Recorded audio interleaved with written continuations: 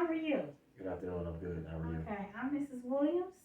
I'm Sunny Sagi. Okay, nice to meet you. Likewise. What brings you in today? I came in today is because I noticed I've been smoking a lot, smoking weed a lot. I've been drinking a lot since my retirement from the NBA.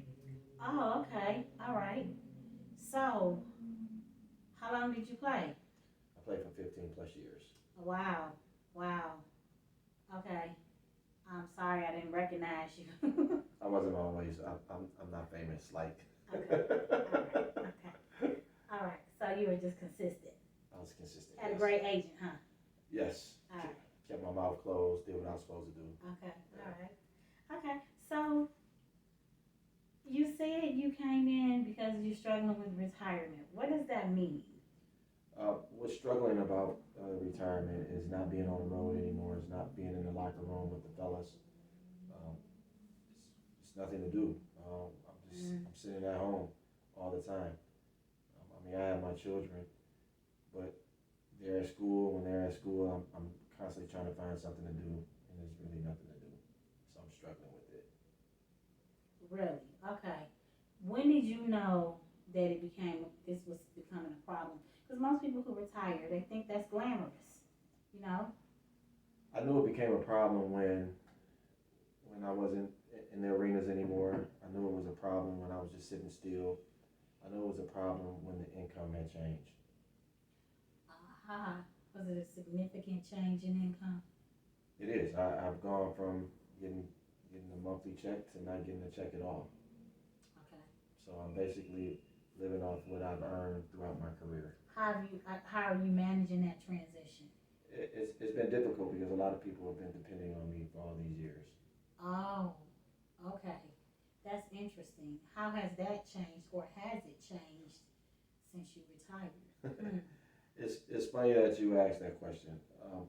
I've noticed some of my family members are they're not coming around as much because I'm not taking care of. I'm not doing things for them. Some of my friends aren't coming around. Um, yeah, it has changed a lot for me. It has made me look at them in a different light. How do you feel about it? What are your thoughts about it? I feel like I've been used. Ooh. I really feel used. Mm-hmm. I really don't know who to trust, but the positive thing about that is now I know who is really in my corner, who isn't in my corner.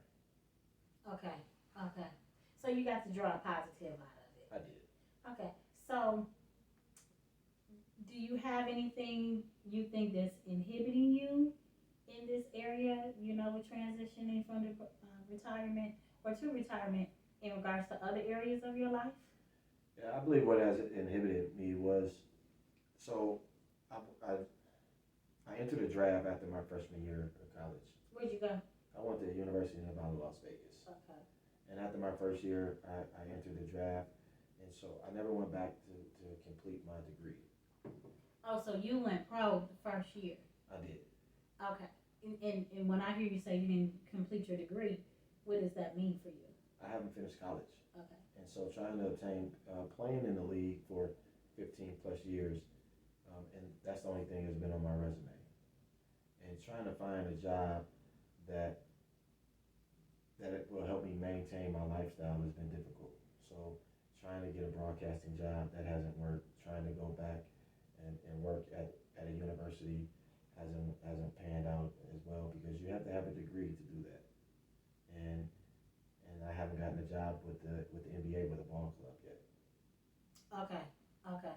And how do you feel about that? What's your thoughts? Do you feel like you failed? I wouldn't say that I feel like I failed, but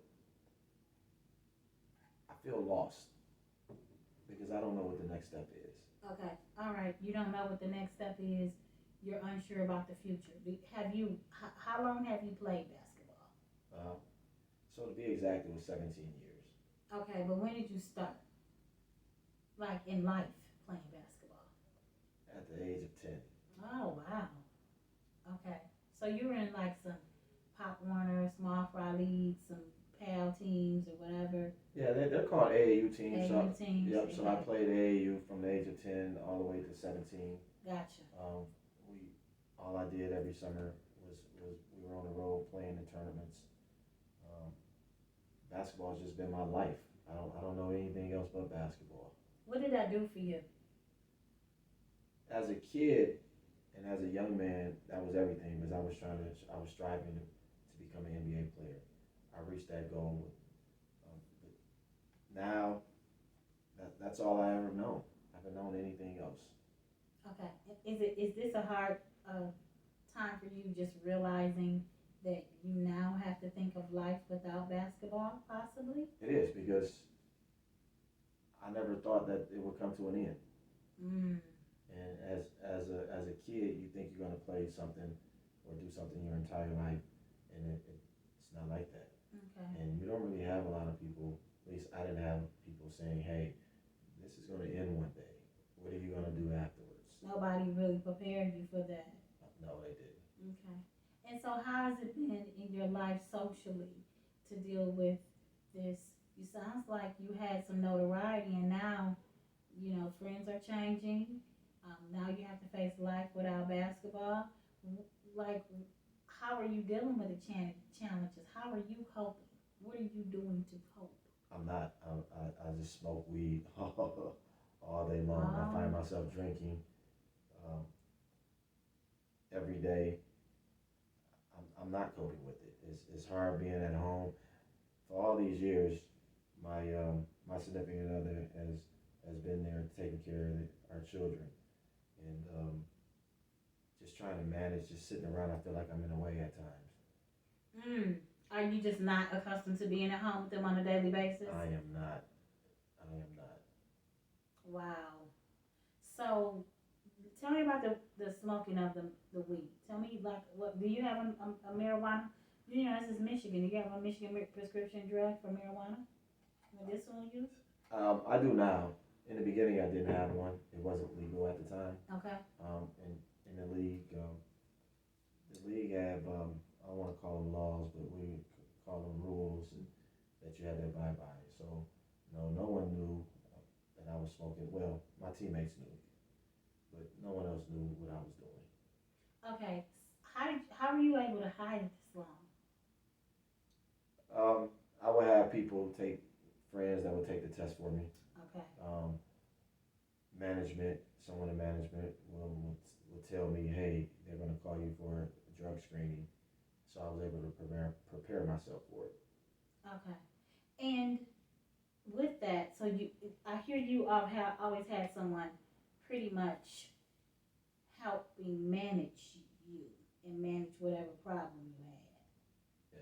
Yeah. So you've never really had to cope and manage a lot of stuff on your own? No, it's for anyone who doesn't know, when you're in a limelight, you have a lot of people come around you just because of who you are. And I wasn't the big name player, but I was still in the league. And people, they just do whatever for you. That's it. You're in the NBA, you're in the NFL, whatever professional sport you're playing, people see that. And people just cater to you. They often want to cater to you. Okay, so with that, how much usage did you have over the course of your career, and how much you compared to what you're using now? So kind of tell me about how you started and your usage history. Well, when it first started is after an injury. I had an ankle injury and I tried it once and I mean it took away something. It took away a lot of the pain. So it might have been smoking one blunt first. Then as the years progressed, the pain started increasing. You're playing back-to-back games and you're facing guys, I'm 6'4", and so you're getting beat up sometimes and running up and down the court. It just takes a toll on your body. And so the smoking became frequent. And then it just more and more. And even on our trips, I would just be in the hotel sometimes and I'll just smoke. So I'm going to take a couple notes here just so you know. So I heard you say you basically started after an injury, but you pretty much increased. How much did how did it increase? Like gradual? It did. So I probably started off with a half ounce ounce, and then I started purchasing. Um, well, since I retired, I just purchase an ounce, Okay. maybe an ounce and a half, and that might last me a week. Okay. Now, when you were started off with a half an ounce, were you still in the league then? No, How often did you? What was the amount and frequency that you drank in the league? drink or smoke. Smoke. Oh, okay. So that's a good question. I may have. It, it may have been a. Yeah, it may have been about a half ounce. But like over what span of time? So it was just a week. I mean, Okay. because you'll be in one state one day, and you'll be in another state another day. So it's kind of hard transporting it. So I didn't want to take that chance transporting, marijuana. So I may have just had a half an ounce, or someone, yeah, about a half an ounce maybe. Okay, and that was a pattern of a half ounce usage for a week, over a week's time throughout your career. Is that am I hearing that correctly? No, it was weekly. That was weekly, but it was throughout as you were an active player. No, so it wasn't. It was when I was active, but it wasn't in the beginning. Gotcha. So again, I played 17 years. So maybe in about my 10th year, maybe I want to say my 10th year is when I first tried it. Okay, all right. So since then, I just want to make sure I'm getting all the information correctly. You went from just that one blunt with the injury, and then you increased, and you increased to about a half an ounce a week, and then since you've retired, what has the frequency of use and amount of use been? Easily an ounce a week. Easily an ounce a week, Easily. which equates how many blunts a day?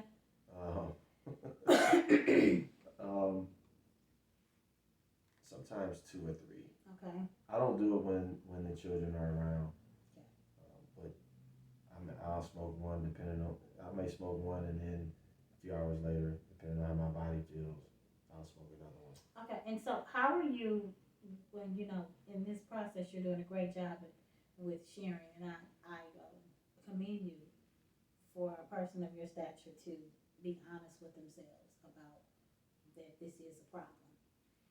How are you with accepting feedback from other people? Did anyone around you all these years when you were in the league, when you weren't in the league, your family, did anybody ever say this was a problem for you? No. They never said it to me. They may have said it to someone else, but they never said it to me. What about since you've been retired and at home with your wife? Did she say it was a problem? She has hinted about it, but she hasn't said a lot. But she has definitely hinted.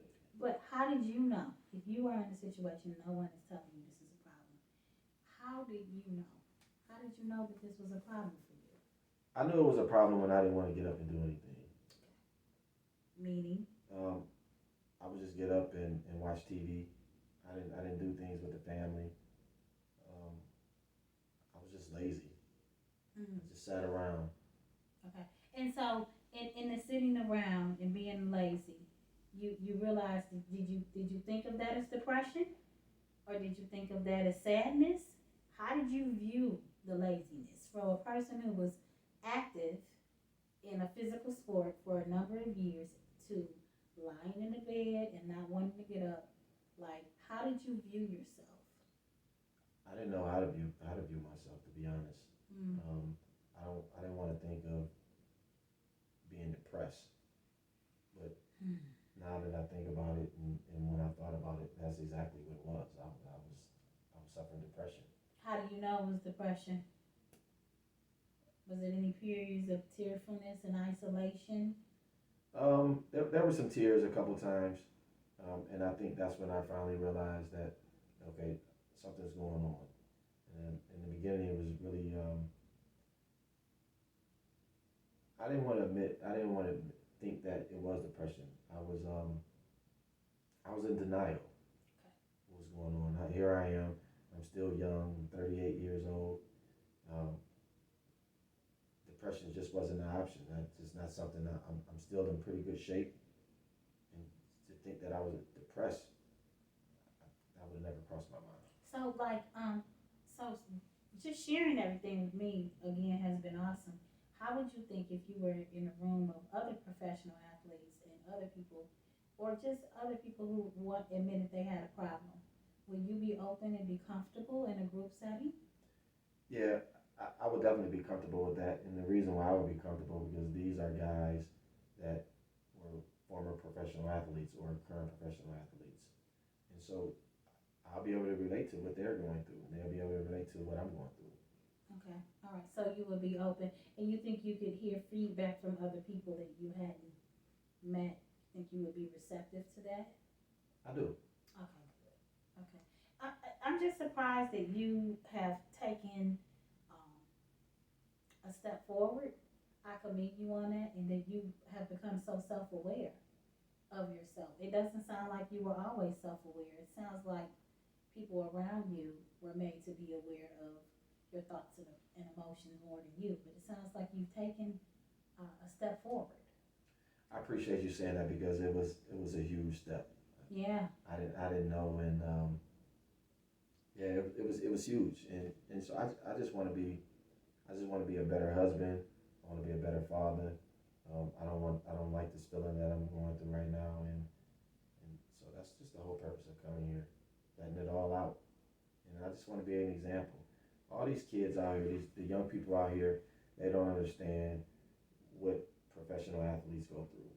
They see the glamour, they see the cars, they know they know you're making some money, but they don't know what goes on behind the scenes.